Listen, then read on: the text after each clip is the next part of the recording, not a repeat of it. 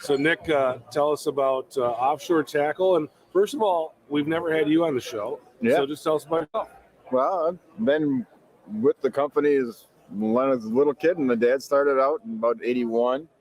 So we've been through it, and it's been a lot of fun. Seen a lot of things change, and meet some great people along the way. And we started out, like I said, in 81, about 91, 92. We started with the planer boards, and that pretty much blew everything up after that. That took us from a kind of a side job when Dad was charter fishing and working for Detroit Edison, and then turned it into a full-fledged business. And I've been fortunate enough I've been involved in the fishing industry my whole life, and that's the jobs I've had. So it's been a lot of fun. So your dad, Bruce, started the company. Yep. And I interviewed him this fall, so you can look up that interview on the podcast.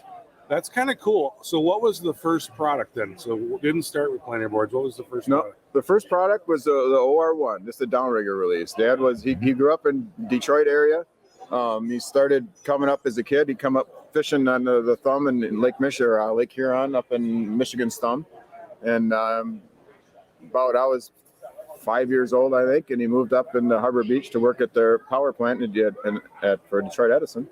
And started charter fishing, salmon fishing, one of the first salmon charters in the area. And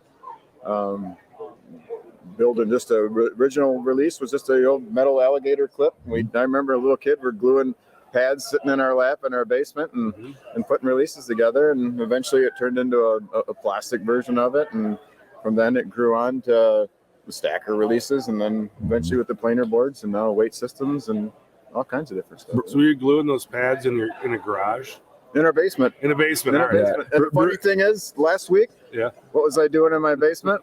Gluing pads and releases. The last 2 years have been so crazy. We're scrambling, doing everything we can to catch up. Well, Bruce is another one of the guys in the industry that is somebody that I really look up to, because it's somebody that proved that you can do this, right? So this is somebody that he's really stayed pretty true to that product line and his vision originally, and so he's another one of those guys that's been around a long time. Offshore's been around a long time, and that's personally been kind of inspirational to me and the whole business part of this, the fishing industry. So that's pretty cool and doesn't go unnoticed. So. Yeah, no, it's been neat. And like I said, and to see even myself to look back and see power plant working and turned into no formal education of that. Everything's seat of your pants, and made a lot of mistakes and made a lot of good decisions along the way. But that's how you learn. That's how you get better with stuff. So I love those businesses that come out of basements and garages, and you've got even companies like Apple. Started in the garage. To me, that's just awesome. You said as a youngster in 1981, you were tagging around and helping. I notice over here, it looks like, I think that's your son over there, right? Yeah, my son, he's 12 now. Yeah. So, and he's the same thing. I took a picture the other day. We're but it's kind of neat though to be able to stay that kind of a company. So many of these companies get big and they get sold out to the big conglomerate companies, and then most of the products go away, and if they take the top two. So it's neat to be able, in this kind of industry, to be able to stay a small family-oriented company, and we work with some amazing people. We have the Romanex we worked with for years and years, and it's just great. It's just a cool industry to be with. A lot of neat people, and you go to a lot of neat places, and hey, it's it's better than selling toilet paper. At least we get to go fishing to promote our product. So it's going to be better than that. What's that like for your dad to know that not only is his son following his footsteps, but now his grandson's wearing the same sweatshirt of the show? It's pretty cool. I think it hit him the most a few years ago when he did the Hall of Fame decompress and really start to put some stuff together and look back in the years and how things happen. You said something very interesting right there. You said he's settled down. Does that mean that he was once difficult to work with? No, not really. We've actually had, sometimes the family things can be tough, but we've been pretty lucky, and like I said, a lot of it because I grew up doing it, and most of the stuff that I learned, a lot of it I learned from him.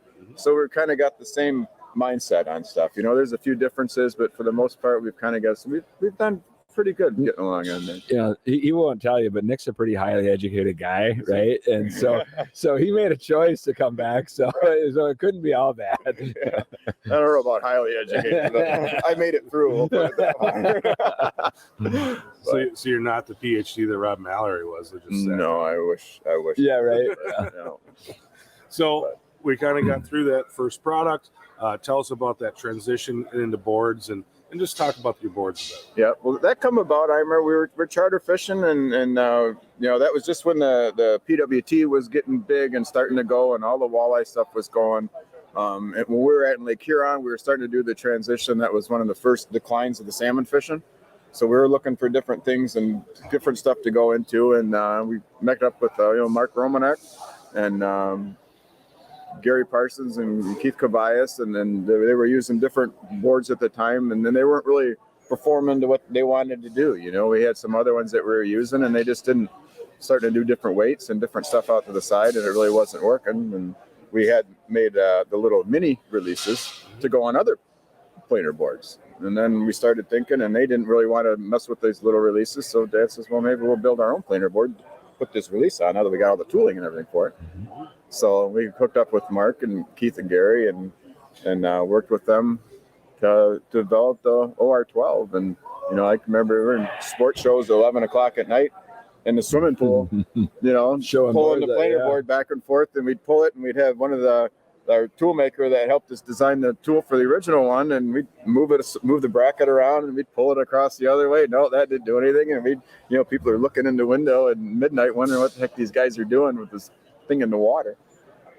So it was neat, and I'm lucky, you know, to be able to. I was old enough that I could really absorb all that coming up and seeing the whole thing. So it's been pretty neat, you know. Now to see all over the place and popping up, and there's a lot of choices in planer boards these days. Mm-hmm. You know, there was that and there is now. What's special about offshore planer boards? Why should they, if someone's in the market, why should they look at yours? Yeah, well, I think the biggest thing is, you know, for one, it just runs good.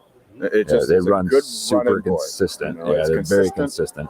It's durable. We can beat the heck out of the thing. I mean, I played around with our metal bracket. We were our plastic bracket now. We used to have a metal bracket, and then when we switched from the metal bracket to the plastic one, guys, oh, can I get the metal bracket? It's stronger and all that. And I'd show them. I take the plastic bracket, and I've literally run it over with my truck, and it doesn't break. You know, I think we've had maybe two that of all the planer boards we've sold, I've only heard of 2 brackets breaking, and who knows how that even happened.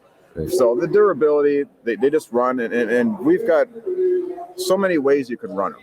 So if you're running heavy weights, you can run it with different styles. We've got it now where you can adjust the weights a little easier. So just pull the screw out, you can flip the weight around 180 degrees, and now the weight's all the way forward. So if you're pulling the heavier lead cores or weighted steel lines and stuff like that, you can adjust them. You can change the toe points, the different releases we offer between braid or monofilament releases. So there's just so many options you can do, and there's no right or wrong way to do it. Whatever works for you. You talk to 10 guys running boards, you'll get a whole bunch of different ways of doing it, and everyone that runs it, their way is the way to run it. So you try it, and whatever you're most comfortable with, that's what you stick with and do. I think I saw an Insta post this winter, somebody using an offshore board as an ice scraper for the windshield of their car. It's like, so multi-function. Yeah. Well, and a lot of them, like when you go to the tournaments, a lot of our pro staff guys will have repair kits. Mm-hmm. So if you get your foam beat up, you know, your flag's all faded out or twisted over the years of running it, you go up to them and say, hey, you got a piece of foam. We get foam. You can rebuild the board, and I still see boards out there with the metal brackets on them, and those got to be 20 plus years old. I think the other thing too, as a fellow kind of domestic manufacturer, you know, I know the guy that supplies all their foam, right? And pretty cool that, you know, it's a Michigan made product from pellet up, basically from the pellets of plastic right through the foam, through everything. And so that's something to keep in mind too. Yeah, well, and it's nice because, you know, our plastic company is both of them are within 2-hour drives of my house. Yeah. So we got an issue, we go there, or we're building a new product, we can design it. I can be there in 2 hours and look at it, you know. And I like being able to go in the morning, and I'm watching the people build our planer boards. You know, I don't have to learn a different language to talk to the people that are building our products for it. And I think that goes a long way. And it's more expensive. You know, I mean, we would make more money if we send it over to China and get it copied, or, you know, and we could make more money, but we can't control the quality of it.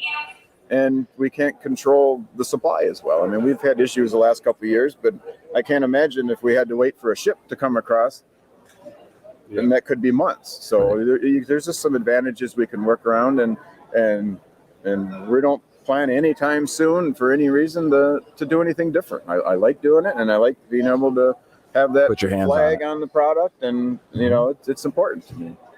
Yeah, you alluded to it there a little bit. You know, the last 2 years, it's been tough just keeping things in stock. And not only just we've had a lot of demand and people want to go fishing, they're buying stuff, but also on the back end, even as an American manufacturer, like sometimes it's just tough to get stuff.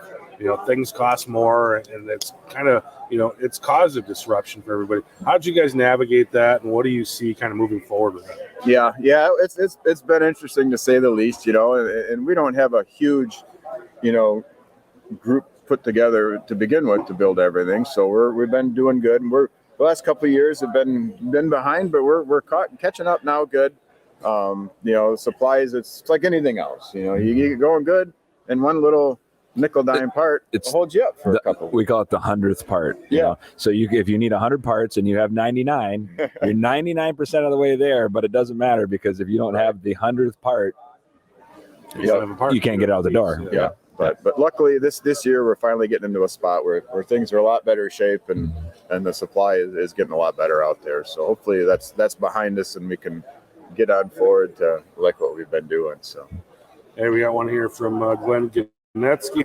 Glenn says a great product, used OR12s last spring, worked awesome. Just ordered some OR37 mags for 400 copper. Intimidating at first until you catch your first salmon or first king on one. Thank you.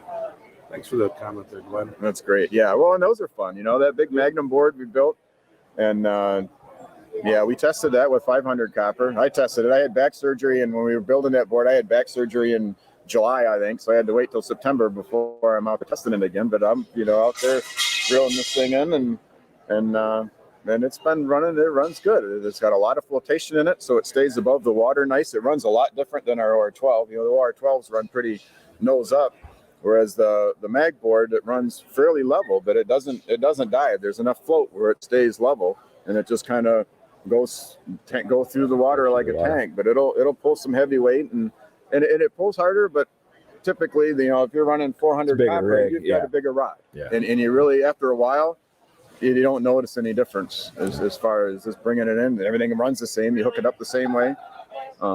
So, yeah, that's been a good one. And there's some guys that are using it. Catfishing guys down south, they're using it a lot. They're pulling big 12-ounce weights with 2-pound skipjack for bait behind those things. Using the big board. The big board and catching 80-pound catfish with the thing. Cool. And that's pretty neat to see. So we went from the clip to the board. Now we got even more stuff. Tell us about kind of the entire product line, some of the other things that we haven't talked about yet. Yep, we got our weight systems. After the board then there was the weight system. You know, snap weights with the release, the OR16 with the pin in the center of the pad.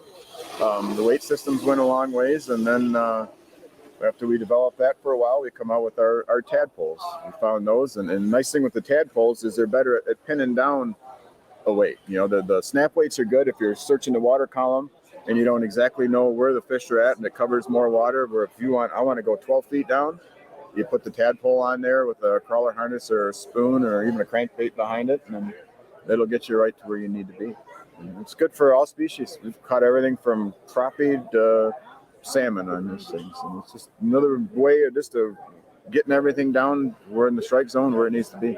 Your dad was showing me a crankbait tuner that you have out too. Let's talk about that for a minute. Yeah, the crankbait tuner is neat. It's a little different than this. It's not a set of pliers, right? But it's got the I don't know, I guess where you'd say like a collapsing jaw. It just kind of ratchets open, so you squeeze it, and the amount of pressure that it takes to pop that jaw open, that's how much you move the eye, and that'll help because you don't have to worry about pliers nicking the side of the bill or anything on it.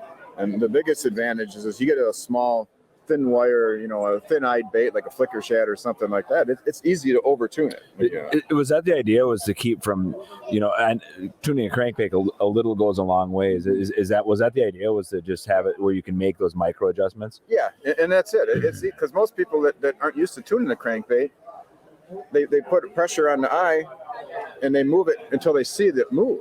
Well, if you're seeing the eye move, you probably maybe went too far. The bait. Interesting. And a lot of times when we just give enough pressure and there's a pressure adjustment, the knob, you tighten the knob down, and the tighter you turn the knob, the more pressure it takes to break open. So like a flicker shad, you start out pretty light, and as soon as I keep adding the pressure, I'll give it maybe a half a turn. If that doesn't make a change, I'll give it another half, and then as soon as you see the bait start to make a change, I just leave that alone, and you give it a couple more clicks. The biggest thing to remember with that is that when you open the jaw, it breaks the jaws open. So you got to remember to go in there and manually close that jaw shut. And every time you make an adjustment, you close the jaw shut. Because when you put it back on the crankbait, it looks like you might be able to squeeze it, but it's not. No matter how hard you squeeze, you're not going to make an adjustment, and then you could have an issue there. So just remember to close that jaw, and you'll be good. Explain to people it's like a torque wrench for your crank. Yeah, that's what you said. It's exactly. like basically a torque driver. Yeah. Yep. Yeah. Yeah. All right, here's a question for you. You're probably the expert at this. This is from Jim. He wants to know what's the best glue when replacing rubber pads. Best glue. We use just a good, like a water-resistant super glue, something that doesn't expand. Mm-hmm. So you don't like a Gorilla Glue, how that'll expand. You don't want that. Just a good water-resistant super glue. I like to get a pair of vice grips and just open it up. You got to be careful when you open it up, especially with the pliers. It's easy to open it too far, or just make sure if it's open that way. When you release it, you want to make sure that those two little pins in the back of the release line up in the hole, so when you close it down, they don't break off. So you just let it down real slow. But yeah, it takes a little bit. You chip away the pad on the inside, but eventually you scrape all that out of there. And then just a little drop of glue in the center is all you need. You don't need a lot of glue. I mean, the glue we drop is probably not much bigger than the size of a pencil that gets dropped in there. And then just drop them in there. A good idea to do for wintertime, or if you're going for a long time without using the releases, you rip off little pieces, whether it's a paper plate or something, and you shove that between the pads. So if they sit too long, those pads sometimes might stick together, and then when you go to open it, it could pull them out. So a good winter storage is to put the little chunks of paper in between the pads. There's your pro tip. Yep, and that'll help. Paper in the pads, pro tip. Paper in the pads with a pro tip. Nick, appreciate you sitting down with us. If people want to find out more about offshore tackle, where should they go? They can go to our website, offshoretackle.com. We got Facebook page. It's the same thing. Just search Offshore Tackle on Facebook, and we've got Instagram and YouTube videos and all that stuff. And thanks, guys, for having me. It's been great. Yeah. Thank you.